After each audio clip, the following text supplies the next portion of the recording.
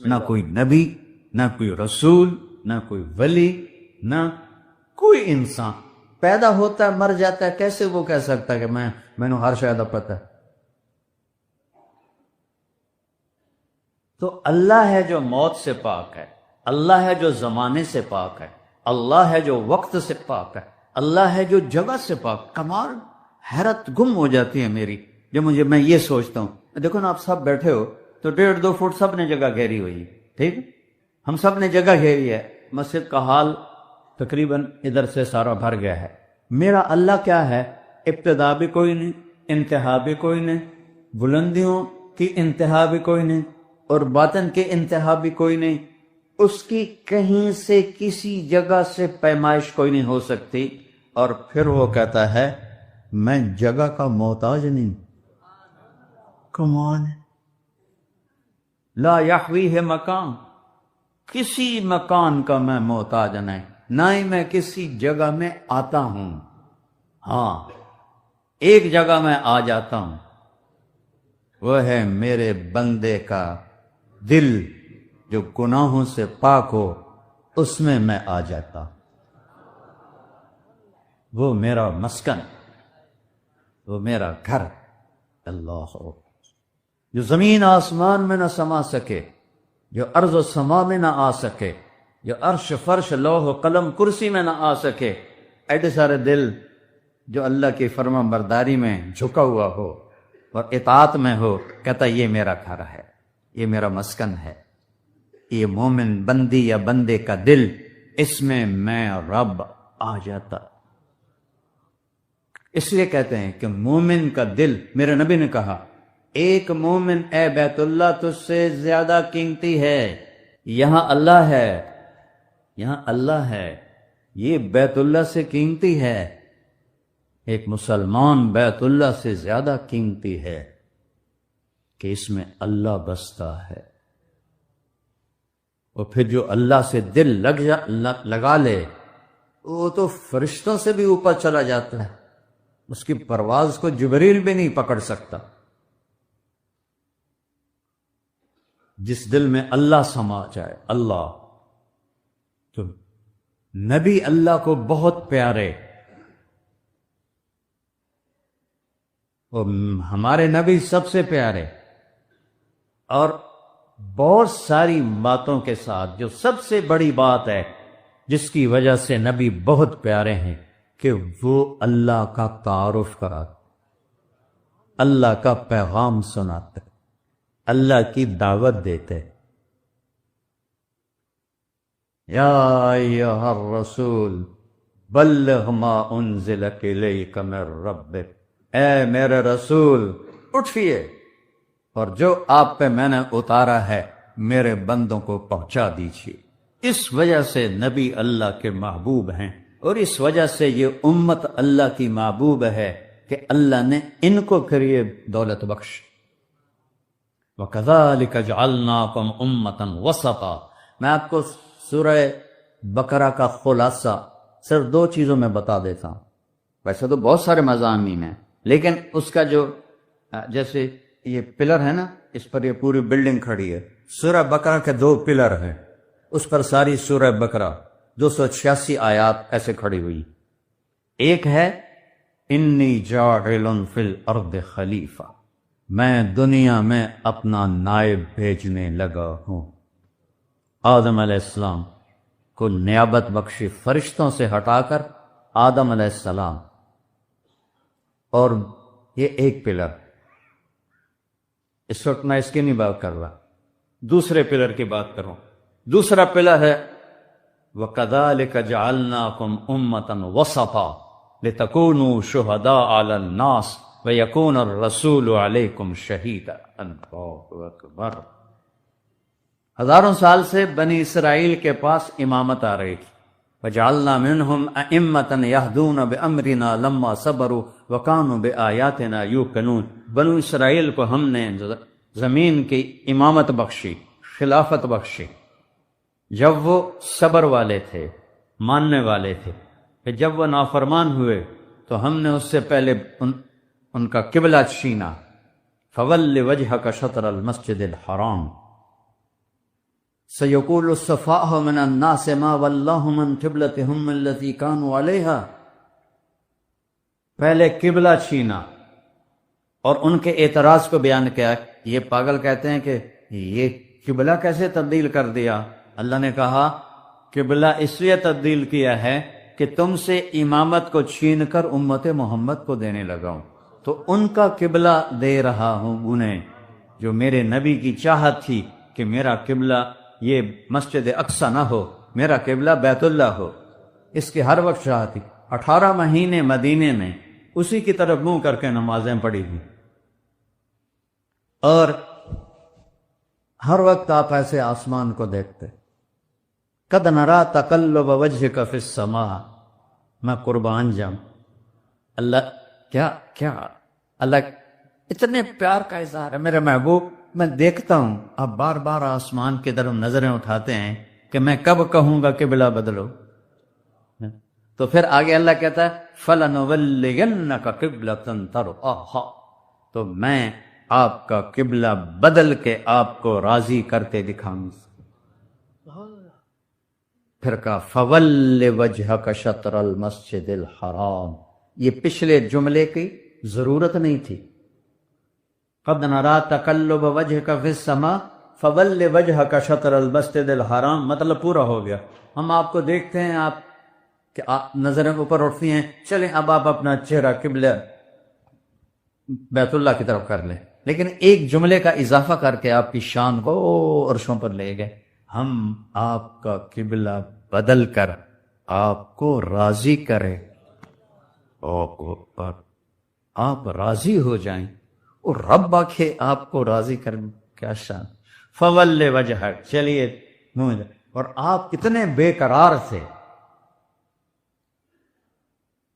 حضرت برا بن معرور رضی اللہ تعالیٰ عنہ کی اہلیہ بیمار ہوں۔ برا بن معرور وہ شخص ہیں جنہوں نے وہ حج کے موقع پر 72 لوگوں نے آ کر بیعت کی تھی، تو سب سے پہلے جس نے آپ کے ہاتھوں میں ہاتھ دیا تھا وہ برا بن معرور تھے، یا ابو الحسن بن تیہان تھے، یہ 2 نام آتے ہیں۔ تو ان کی بیگم بیمار تھیں، تو ان کا حال پوچھنے کے لیے تشریف لے گئے۔ پہاڑی سفر تھا، ہونے سرنگاں بنی ہوئی ہیں، یہ سرنگیں تو قیامت کی علامت میں سے ہیں۔ قیامت اس وقت قائم ہوگی جب مکہ میں سوراخ ہو جائیں گے۔ تو وہ عرب کے قریش کہتے تھے مکہ میں سوراخ کیسے ہوں گے؟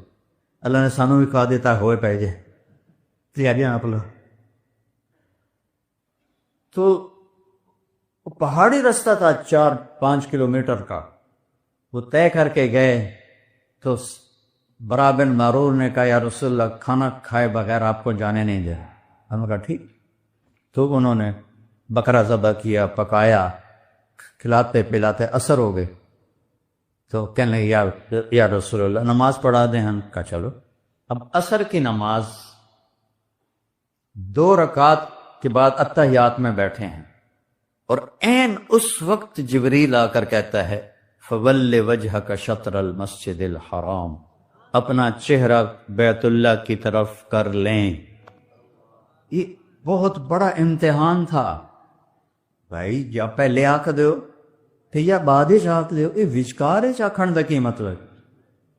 یہ آزمائش تھی صحابہ کے لیے کہ کتنا یہ مانتے ہیں میری اور میرے نبی کی۔ کیونکہ عجیب لگتا ہے نا، اب 10 منٹ پہلے کہہ دیتے یا 10 منٹ بعد کہہ دیتے۔ آپ اتحیات میں ہیں، درمیانی اتحیات، اور جبریل آتے ہیں فَوَلِّ وَجْهَكَ شَطْرَ الْمَسْجِدِ الْحَرَامِ، آپ ایسے انگلی نیچے کر کے اٹھتے ہیں اور ایک دم منہ موڑتے ہیں، اور صحابہ میں کھلبلی بن جاتی، ایک ہی ہوا، اور آپ صفوں کو چیرتے ہوئے ادھر سے ادھر جا کے کھڑے ہو جاتے۔ تو سب نے ایک دم ایسے منہ پھیرے اور ادھر منہ پھیرے، سب۔ سلام پھیرنے کے بعد آپ نے کہا میرے رب نے میری چاہت پوری کر دی کہ میرا قبلہ مجھے دے دیا ہے۔ یہ امتحان، اس میں کئی لوگ اسلام چھوڑ گئے کہ یہ کیا مذاق ہے، اسلام چھوڑ دی۔ اللہ کی طرف سے امتحان اور آزمائش بھی تھا، اور اپنے نبی کی خوشی بھی منظور تھی۔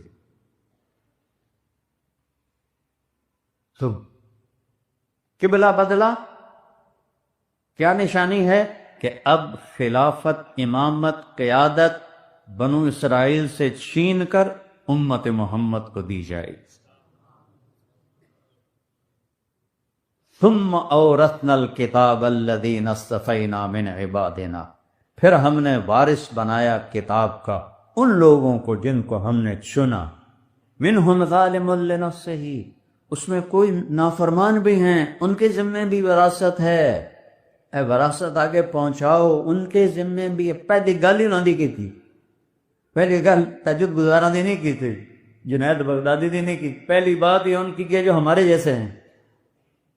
2 نمبر یہ منہم ظالم لنفسہ، ان میں کچھ ظالم ہیں، اب تمہارے ذمے بھی میرا قرآن پہنچانا ہے. منہم مقتصد، کوئی ہینکی پھینکی بھی کر لیتے ہیں، کوئی نیکی بھی کر لیتے ہیں. ان نیکی بھی کر لیں دیں، چنگا بھی کر لیں دیں، بیڑا بھی کر لیں دیں، تمہارے ذمے بھی میرے پیغام کو پہنچانا ہے. ومنہم صادق بالخیرات باذن اللہ، اور کچھ وہ ہیں جو میرے واقعی محبوب ہیں اور نیکیوں میں سبقت کرنے والے ہیں، لیکن وہاں ایک لفظ کا اضافہ کیا، میری توفیق سے. میری توفیق سے.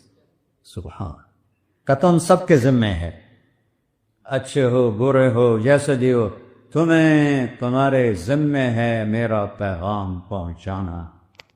پوری امت کو اللہ نے چن لیا ہے. سبحان.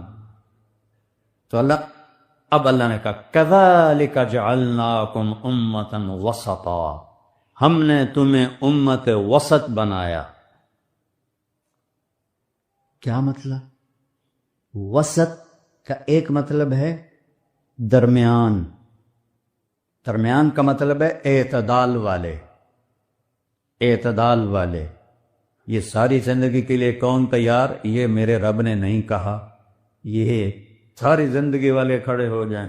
وہ ساری زندگی اللہ نہیں منگی، اللہ نے کہا وسط، درمیان میں چلو، درمیان، اعتدال سے چلو، اعتدال سے چلو. جیسے دعوت تمہارے ذمے ہے ویسے ہی گھر بار بیوی بچے تمہارے ذمے ہیں. میرے نبی اما عائشہ کو لقمے بنا کے کھلا رہے ہیں، ان کے لیے آٹا گوندھ رہے ہیں، گھر میں جھاڑو دے رہے ہیں، برتن دھو رہے ہیں. اپنے کپڑے 9 بیویوں کے ہوتے ہوئے اپنے کپڑے خود دھوتے تھے. کیا عجیب بات ہے، اپنے کپڑے خود دھوتے تھے. پھٹ جاتا تھا خود سیتے تھی.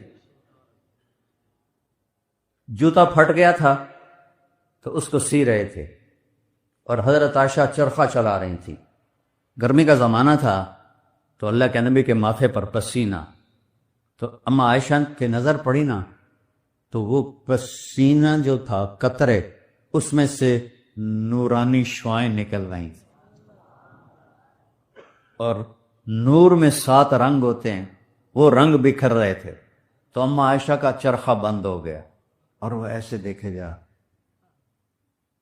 اچھا آپ کو تھوڑی دیر تک تو محسوس نہیں ہوا کہ عائشہ نے چرخہ بند کر دیا. کچھ دیر کے بعد آپ نے محسوس کیا کہ عائشہ کے چرخے کی آواز نہیں آ رہی. تو پھر آپ نے جوتا سیدھے سیدھے اوپر دیکھا تو وہ ایسے آپ کو دیکھ رہے گے.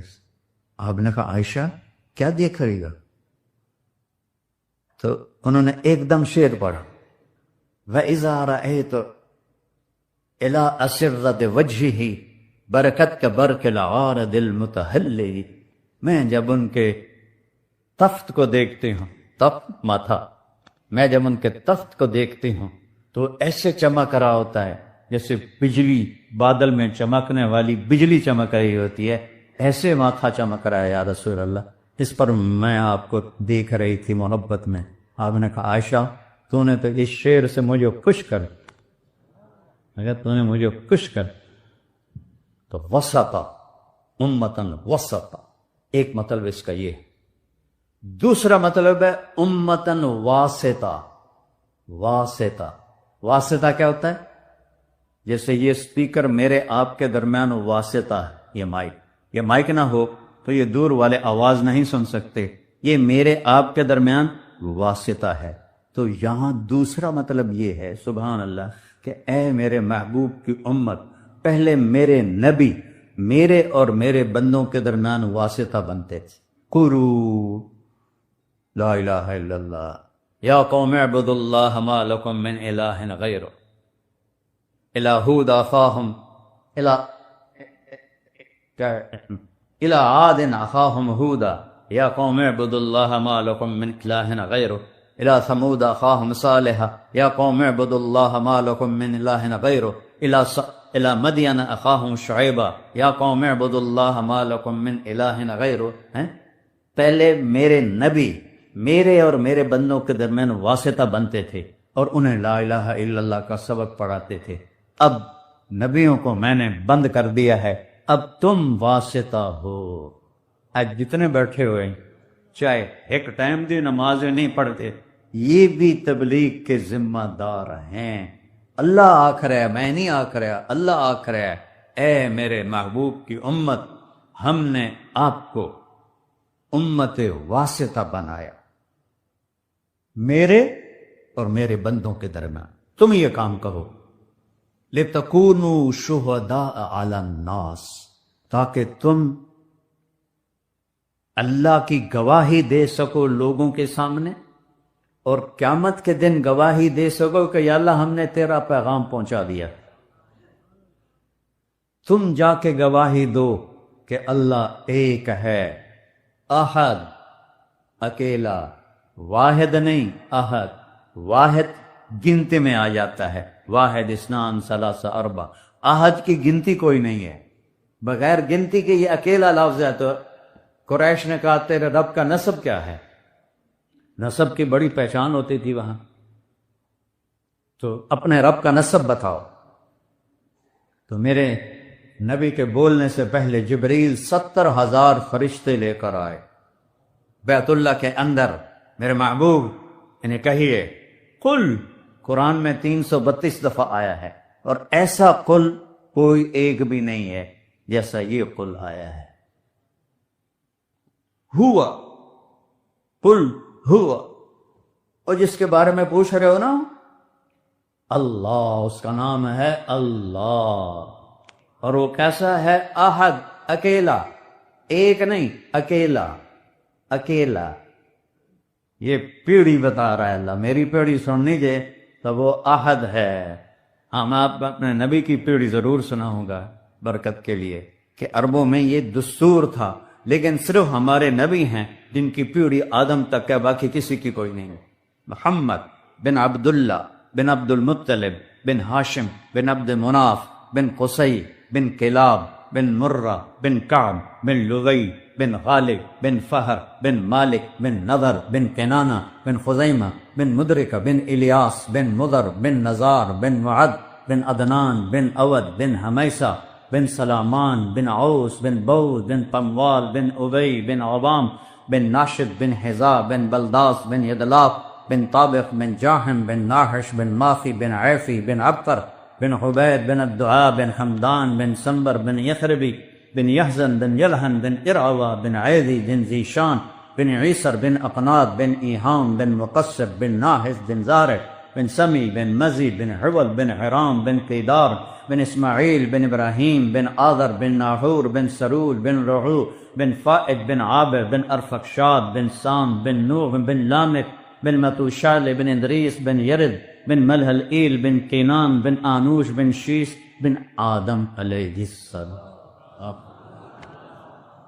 وہ نبیوں میں رحمت لقب پانے والا، مرادیں غریبوں کی برلانے والا، وَأَحْسَنَ مِنْكَ لَمْ تَرَ قَطُّ عَيْنِي وَأَجْمَلَ مِنْكَ لَمْ تَلِدِ النِّسَاءُ خُلِقْتَ مُبَرَّأً مِنْ كُلِّ عَيْبٍ كَأَنَّكَ قَدْ خُلِقْتَ فَمَا تَشَاءُ۔ حسان بن ثابت پہ قربان جاؤں، جو آپ کے سامنے کھڑے ہو کر ایسے اشارہ کر کے شعر پڑھ رہا ہے، ان سے بڑا خوش قسمت کوئی شاعر نہیں۔